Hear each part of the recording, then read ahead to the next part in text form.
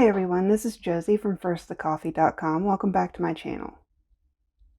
In today's stitch tutorial, we're going to learn how to do the half double crochet front loop only. It's also sometimes called the front loop half double crochet. This stitch is sometimes used in patterns to help create a unique texture because by stitching in the front loop only, it leaves an extra part of the stitch that creates almost a frame.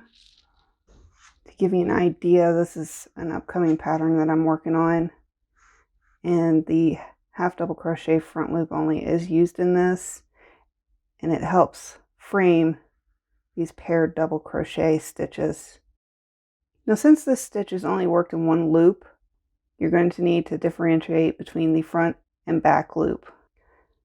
So when you're looking from the top of the stitch, you'll see the V shape that a stitch creates. And when working in the front loop, because you're coming in on this side, this will be your front loop and this is the back loop. So you'll be just inserting your hook just under that front loop. So when starting your row, you'll want to have one chain in the front, and that won't count as a stitch.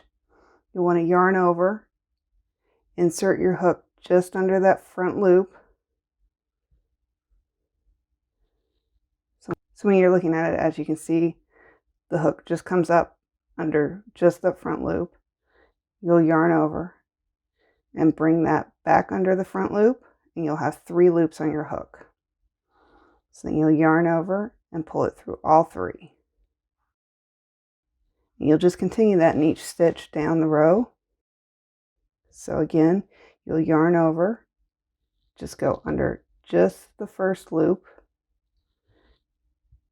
yarn over and pull up the loop, yarn over and pull through all 3.